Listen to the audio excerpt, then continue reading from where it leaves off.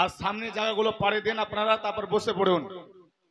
আর যার যা প্রশ্ন থাকবে লিখিত আকারে এখানে দিবেন, কারণ আমরা প্রশ্ন অনেক সময় জিজ্ঞাসা করি মাস্টারকে, ডাক্তারকে।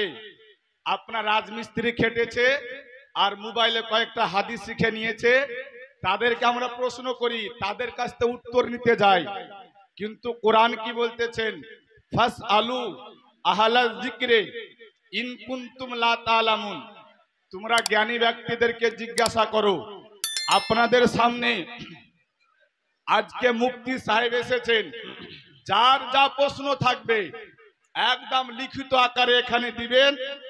যদি মুফতি সাহেব পারেন উত্তর দিবেন, না যদি হয় তো তারপরে দেওয়ার চেষ্টা করবে। অতএব লিখিত আকারে দিবেন, যার যা প্রশ্ন থাকবে, একদম কোনো অসুবিধা নাই। কারণ আমাদেরকে মুফতি সাহেবকে জানতে হবে। ওই আপনার দুদিনকে হাদিস পড়লো মোবাইলে, তার আমার কাছে শিখার প্রয়োজন নাই, জানতে হবে ইনাদের কাছ থেকে।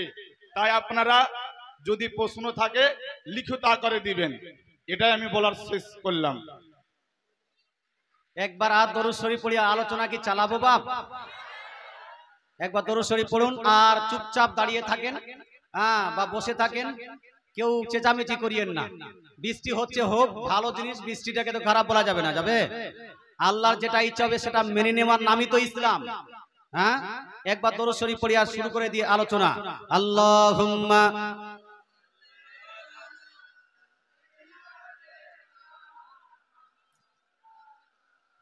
মুহাম্মাদ ওয়া আলা আলি।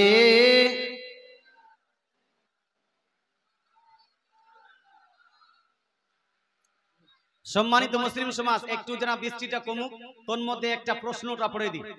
একটা দুইটা প্রশ্ন আছে এখানে, দুইটা প্রশ্ন করে দিই, উত্তরটা দিয়ে দিই।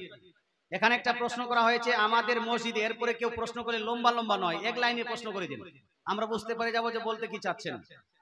আমাদের মসজিদে প্রতিদিন ফরজ নামাজের শেষ হওয়ার সাথে সাথে দরুদ ও কিয়াম করা হয়, আলহামদুলিল্লাহ, মাশাআল্লাহ। কিন্তু এই সময়ে মাইক ব্যবহার করা হয় যাতে মা বোনদের নামাজের অসুবিধা হয়। এই মাইক ব্যবহার কতটা যুক্তিযুক্ত, রেফারেন্স সহ আলোচনা করবেন। রেফারেন্স সহ তো আলোচনা করা যাবে না, কারণ কোরআন ও হাদিসের সময় কিন্তু মাইক ছিল না, ছিল বাপ? তো এটা রেফারেন্স দেওয়া যাবে না যে ওই হাদিসে আছে মাইক ব্যবহার করা চলবে, বা ওই হাদিসে আছে মাইক ব্যবহার করা চলবে না, দেওয়া যাবে? যাবে না। তো কিন্তু এটা যে ইসলামিক যেটা রুল এন্ড রেগুলেশন, সেই রুল এবং রেগুলেশন অনুযায়ী মাইকটা ব্যবহার করা যাবে কি যাবে না? আচ্ছা, নামাজের শেষে দরুদ এবং সালাম পাঠ করা জায়েজ না না জায়েজ, এই প্রসঙ্গে আমার আলোচনা থেকে আপনি বুঝতে পেরেছেন যে সাহাবী বলছেন যে ফরাইজ এবং ওয়াজিবাত আদায় করার পরে, জরুরি ইবাদত করার পরে যতটুকু সময় পাবো শুধু আপনার প্রতি দরুদ এবং সালাম পড়তে পড়তে অতিবাহিত করব। তাহলে এই সাহাবী নামাজের পরে দরুদ পড়েছেন কি পড়েননি? হ্যাঁ বলেন না বাবা, পড়েছেন। আর নামাজের আগে দরুদ পড়েছেন কি পড়েননি? পড়েছেন। তো এটা তো প্রমাণিত। তবে ইনি বলছেন মুখ্য আলোচনা হলো মাইকটা ব্যবহার করা যাবে কিনা, কারণ মাইক ব্যবহার করলে মা বোনদের নামাজে ডিস্টার্ব হচ্ছে। শুনুন বা, রেফারেন্স হলো, নিয়ম হলো এই, কোরআন শরীফ তেলাওয়াত করা খুবই গুরুত্বপূর্ণ একটি ইবাদত নাকি? কিন্তু বলা হয়েছে কোন নামাজির যদি ডিস্টার্ব হয় তাহলে কোরআন শরীফ আপনি আস্তে পাঠ করবেন, জোরে পাঠ করা চলবে। কথা বুঝতে পারছেন না? কোরআন শরীফ জোরে পাঠ করা চলবে। তো এমনি ভাবে কোন, এই যেহেতু কন্টিনিউয়াসলি এটা সব সময় হচ্ছে, প্রত্যেক নামাজের শেষে যদি এটা করে থাকেন, তাহলে আমি বলবো যে যুক্তিযুক্ত হলো এটাই যে মাইক ছাড়াই এমনিতেই আপনারা দরুদ ও সালাম পড়ুন, এটাই সব থেকে বেটার হবে। কথা বুঝতে পারছেন না? ওই মাসলা অনুযায়ী মাইক বাদ দিয়ে এমনিতে বসে যেন আপনারা দরুদ শরীফ পড়ুন, আস্তে আস্তে যেন নামাজীদেরকে ডিস্টার্ব না হয়। যদি ডিস্টার্ব হয় তাহলে আপনাদেরকে মাইকটা বন্ধ করতে হবে। কথা বুঝতে পারছেন? এটা কিন্তু শিওর। আচ্ছা, 2 নাম্বার বিষয় এখানে লিখেছেন। দ্বিতীয় বিষয় হলো, কথাটা বুঝতে পারলেন আপনি? কোরআন শরীফও উচ্চ স্বরে পড়া যাবে না যদি নামাজের ডিস্টার্ব হয়। তাহলে দরুদ শরীফ কি করতে হবে? উঁচু আওয়াজে পড়বো না আস্তে পড়বো? মাইকে পড়বো না বিনা মাইকে? বিনা মাইকে। দ্বিতীয় বিষয় হলো, আমাদের মসজিদে রবিউল আউয়াল মাসের শুরু থেকে বাদে মাগরিব একটা খুঁটিতে পতাকা উত্তোলন করে তার চারিদিকে গোল করে ঘিরে দরুদ হয় এমন অনেক কিছু পাঠ করা হয়। হাদিসের আলোকে রেফারেন্স শো এই বিষয়টির গুরুত্ব আছে কিনা তা নিয়ে আলোচনা করবেন ইনশাআল্লাহ তাআলা। এটা একটু আলোচনা করা যেতে পারে। দালাইলুন নবুওয়া লি আবু নঈম ইসফাহানি, আবু নঈম ইসফাহানির বড় একটি হাদিস গ্রন্থ দালাইলুন নবুওয়া, যেটা মদিনা ইউনিভার্সিটি আহলে হাদিস ভাইরাও পড়ে। মিশর ইউনিভার্সিটি, আপনার মিশর ইউনিভার্সিটিতে আল আজহার ইউনিভার্সিটিতেও পড়ানো হয়। এছাড়া খাসাইসে কুবরা, আল্লামা জালালউদ্দিন সুয়ুতী দ্বারা রচিত খাসাইসে কুবরা, যিনাকে খাতামুল মুহাদ্দিসিন বলা হয়, বড় মুহাদ্দিস, শেষ মুহাদ্দিস যিনাকে বলা হয়। আহলে হাদিসরাও তাকে মুহাদ্দিস বলেন, দেওবন্দিরাও বলেন, সুন্নিরাও বলেন, সবাই মানে। এই ইমাম জালালউদ্দিন সুয়ুতী খাসাইসে কুবরা জিলদ নাম্বার 1 পেজ নাম্বার 76 এর মধ্যে একটি হাদিস নকল করেছেন। দালাইলুন নবুয়ার মধ্যে ইমাম আবু নঈম ইসফাহানি ওই হাদিসটি নকল করেছেন। মাওয়াহিবুল লাদুনিয়ার মধ্যে ইমাম কুস্তুলানিও নকল করেছেন। হাদিসটি কি, খুব মনোযোগ সহকারে শুনুন। প্রথমত আমরা রাবিউল আউয়াল মাস আসলে বাড়ির ছাদে, মসজিদের ছাদে যেখানে সেখানে পতাকা উত্তোলন করি না? পতাকা উত্তোলন করি, টাকা যায় আমাদের, জ্বলন হয় অন্যদের। ভানা বলুন না, টাকা গেল কার? আমাদের, জ্বলন হয় কার? অন্যদের। আমি আপনাকে বলতে চাই ভাই, আপনার বাড়িতে তো পতাকা নাই, আপনার জ্বলছেন কেন? হ্যাঁ, জ্বলার দরকার আছে না। যাই হোক ইসলাম, এবার প্রশ্ন হলো যে পতাকাটা লাগানো যাবে কি যাবে না। হাদিসটি শুনুন। হযরত আমিনা তয়্যিবা তাহিরা রাদিয়াল্লাহু তাআলা আনহা, নবীজির আম্মা জান, নবীজির আম্মা জান আব্বা জানকে জাহান্নামী বলা যাবে? জাহান্নামী বলা যাবে? নবীজির আম্মা আব্বা জানকে কাফির বলা যাবে না। কোন জায়গাতে, কোন হাদিসে নবীজির আব্বা আম্মাকে কাফির বলে ঘোষণা দেওয়া হয়নি। বর্তমান সময় কিছু মাস্টার, ডাক্তার, মৌলভী, মুন্সি বার হয়েছে, এরা জবরদস্তি করে নবীজি সাল্লাল্লাহু আলাইহি ওয়াসাল্লামের পিতামাতাকে কাফির বলে ঘোষণা দেয়, কাফির বলে ঘোষণা দেয়। শোনো, নবীজি সাল্লাল্লাহু আলাইহি ওয়াসাল্লামের ওই আব্বা থেকে শুরু করে আদম আলাইহিস সালাম পর্যন্ত যত তার আব্বা আছেন, যত আপনার পূর্বপুরুষ আছেন, একটাও কাফির ছিলেন না। হযরতে নবী করিম সাল্লাল্লাহু আলাইহি ওয়াসাল্লামের দাদা জান আব্দুল মুত্তালিব, এই আব্দুল মুত্তালিব কোনদিনে কাবা শরীফে গিয়ে ওই মূর্তিদের পূজা করেননি। হযরত আব্দুল্লাহ রাদিয়াল্লাহু তাআলা আনহু, নবীজির আব্বা জান কোনদিন মূর্তি পূজা করেননি। হযরতে আমিনা তাইয়্যিবা তাহিরা রাদিয়াল্লাহু তাআলা আনহা কোনদিন মূর্তি পূজা করেননি। সুতরাং কাফির কি হিসাবে বলছেন আপনি? বলতে পারবেন না। একটা হাদিসের মিসআন্ডারস্ট্যান্ডিং করে এটা যেন বলা হয়। শুনুন, এক হাদিসের মিসআন্ডারস্ট্যান্ডিং করে ওই কথাটা বলা হয়। ওই হাদিসটা পড়ব, তবে এখানে আসুন। হযরত আমিনা তাইয়্যিবা তাহিরা রাদিয়াল্লাহু তাআলা আনহা উক্ত হাদিসে ইরশাদ করেন, যে রিফারেন্সটা দিলাম ওই হাদিসে ইরশাদ করেন, যেই রাত্রিতে বা যেই আপনার সময়ে আমি নবীজি সাল্লাল্লাহু আলাইহি ওয়াসাল্লামকে জন্ম দিয়েছিলাম, যেই দিনে আমি নবীজি সাল্লাল্লাহু আলাইহি ওয়াসাল্লামকে জন্ম দিয়েছিলাম, রাআইতু সালাসাতা আলামিন মাজরুবা, আমি 3টি রঙিন পতাকা দেখতে পেলাম। জোরে বলেন সুবহানাল্লাহ। কয়টি বাপ? 3টি রঙিন পতাকা দেখতে পেলাম। আলামান ফিল মাশরিকি ওয়া আলামান ফিল মাগরিবি ওয়া আলামান আলা জাহরিল কাবাতি আও আলামান আলা জাহরি বাইতি। নবীজি সাল্লাল্লাহু আলাইহি ওয়াসাল্লাম আম্মা জান বলছেন, একটি পতাকা দেখলাম পূর্ব দিকে, আর একটি পতাকা দেখলাম পশ্চিম দিকে, আর একটি পতাকা দেখলাম কাবা শরীফের ছাদের উপরে। জোরে বলেন সুবহানাল্লাহ। অন্য একটি হাদিসে আম্মা জান আমিনা রাদিয়াল্লাহু তাআলা বলেন, আমি একটা পতাকা দেখলাম পশ্চিম প্রান্তে, একটা দেখলাম পূর্ব প্রান্তে, আর একটা দেখলাম আমার বাড়ির ছাদের উপরে পতাকা লাগিয়ে দেওয়া হয়েছে। জোরে বলেন সুবহানাল্লাহ। সম্মানিত মুসলিম সমাজ, এই পতাকাটা দেখতে পেলেন আমিনা তাইয়্যিবা তাহিরা। উনি কি ভুল দেখতে পেলেন না ঠিক দেখতে পেলেন? বা ঠিক দেখতে পেলেছেন।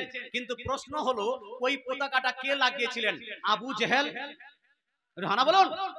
ওই পতাকাটা কে লাগিয়েছিলেন? আবু লাহাব? ওই পতাকাটা কে লাগিয়েছে? উতবা সাইবা কোনো কাফির না, কোনো কাফির নয়। পশ্চিম প্রান্তে একটা, পূর্ব প্রান্তে একটা, একটা কাবা শরীফের ছাদের উপরে পতাকা। এই পতাকাটা কোনো কাফির লাগায়নি। কে লাগিয়েছিলেন বাপ? এই পতাকাটা লাগিয়েছেন ফেরেশতারা। জোরে বলেন সুবহানাল্লাহ। এই পতাকা লাগিয়েছেন কে? ফেরেশতারা। আচ্ছা, ফেরেশতারা কি নিজে নিজেই লাগিয়েছেন?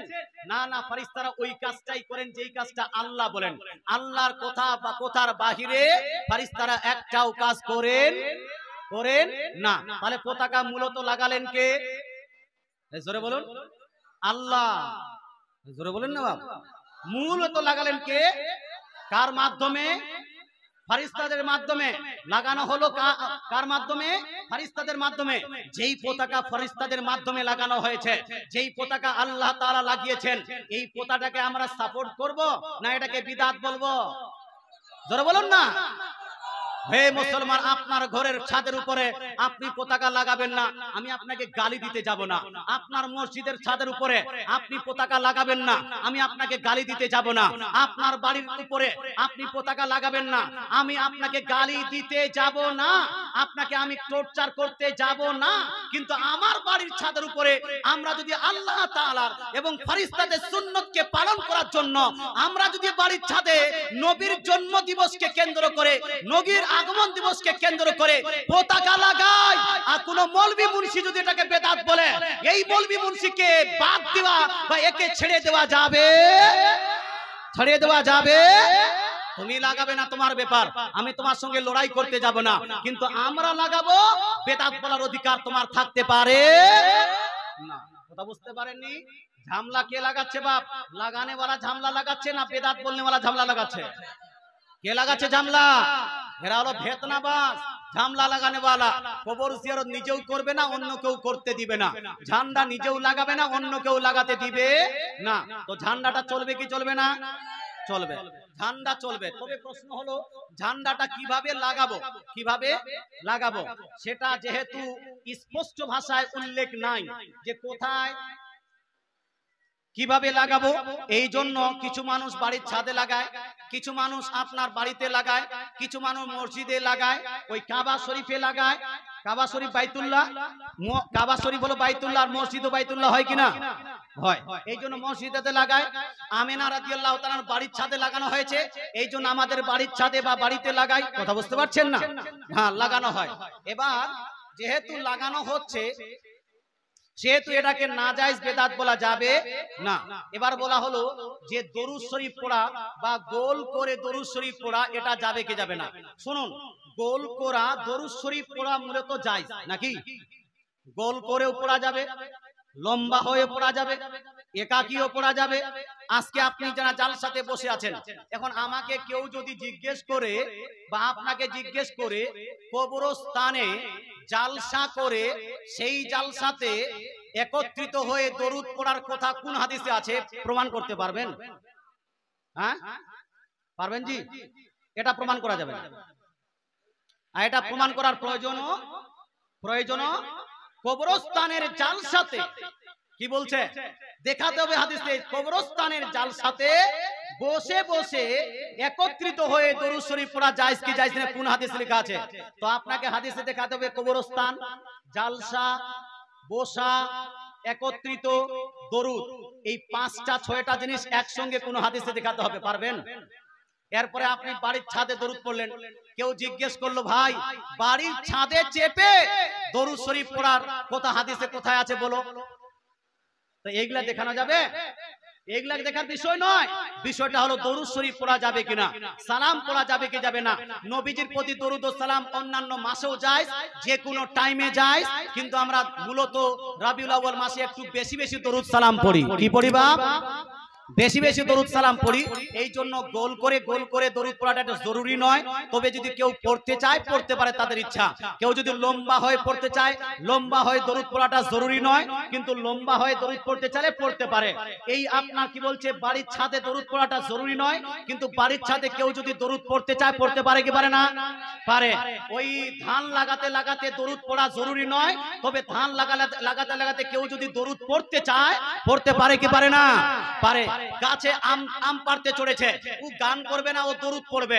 আমি বলবো গাছে চেপে দরুদ পড়া জরুরি নয়, কিন্তু গাছে চেপে কেউ যদি গান না বলে দরুদ পড়ে দরুদ পড়তে পারবে কি পারবে না? এইগুলো যেন গাছে চেপে দরুদ পড়া দলিল কোথায় লেখা যেটা দলিল প্রমাণ, এটা প্রমাণ দেওয়া যাবে? এগুলা প্রমাণ চাওয়াটাও বেউকে। কথা বুঝতে পারছেন না? প্রমাণের একটা নিয়ম আছে, প্রমাণের একটা নিয়ম আছে। যাই হোক, মূলত এই দুইটা প্রশ্ন আমি উত্তর দিলাম। বৃষ্টিটা হচ্ছে ভালো একটা শোনা যাচ্ছে না মনে হয়, শোনা যাচ্ছে? যারা যারা শুনতে পাচ্ছেন একটু হাত তুলে বলুন তো ইয়া রাসূলুল্লাহ। মাশাআল্লাহ, দেন তো আর কি প্রশ্ন আছে? দরুদ শরীফ পড়ুন। আল্লাহুম্মা سيدنا مولانا محمد وعلى آله مولانا محمد صلوا على محمد محمد हरदम ज़बां से निकालो, हरदम ज़बां।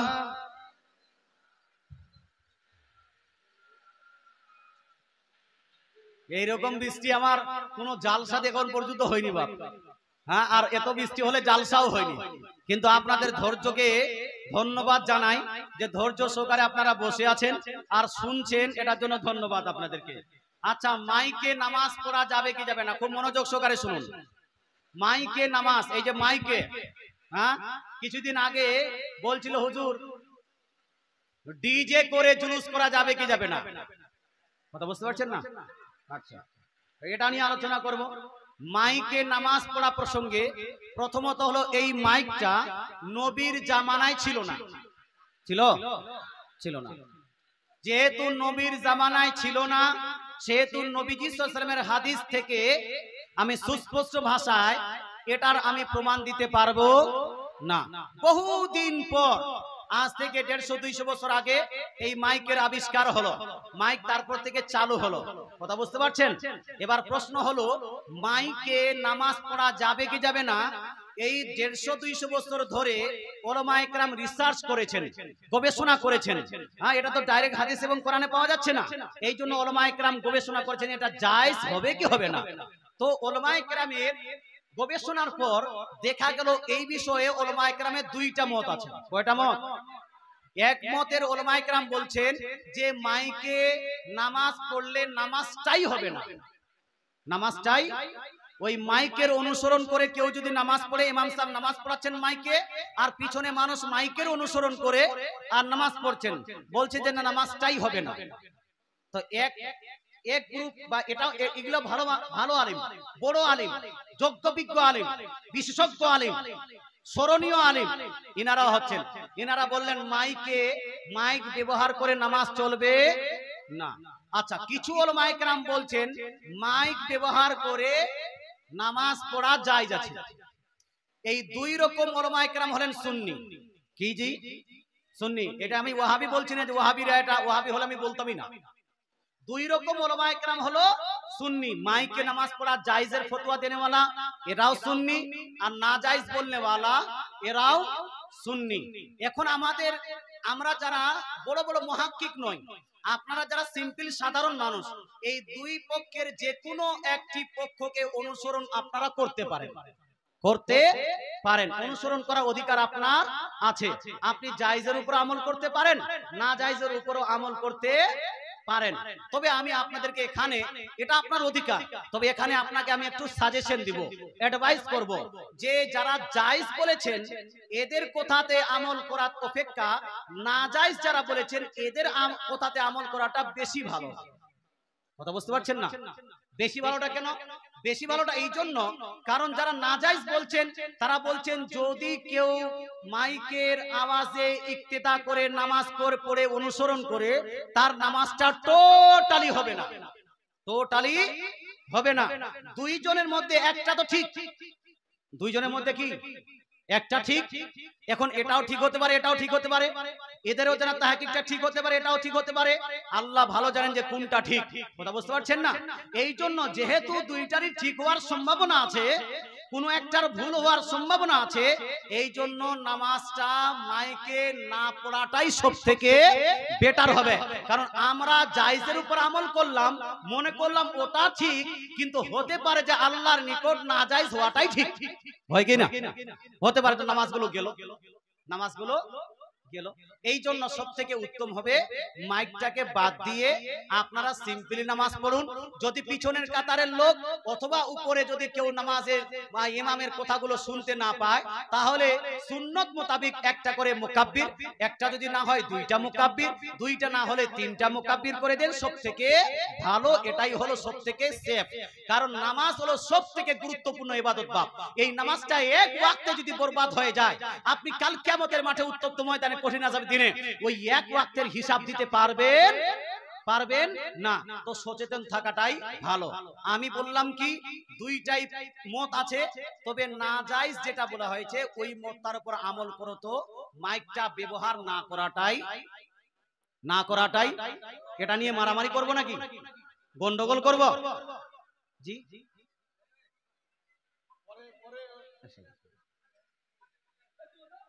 কি বলছ?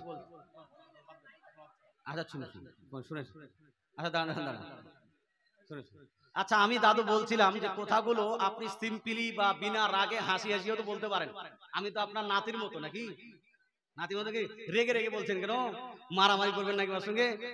আচ্ছা, আস্তে আস্তে উনি বলছেন কি মদিনা শরীফে তো হয়, এটাই বলছেন। হ্যাঁ, আমার বক্তৃতা একটু ভালো করে যদি শুনতেন তাহলে এটা প্রশ্নই করতেন না। আমি বললাম না এটা যে হয় না কোথাও। বললাম কি, আমি বললাম যে এই প্রসঙ্গে দুইটা মত আছে, কেউ জায়েজ বলেছেন, কেউ না জায়েজ বলেছেন। দুইটাকেই আমি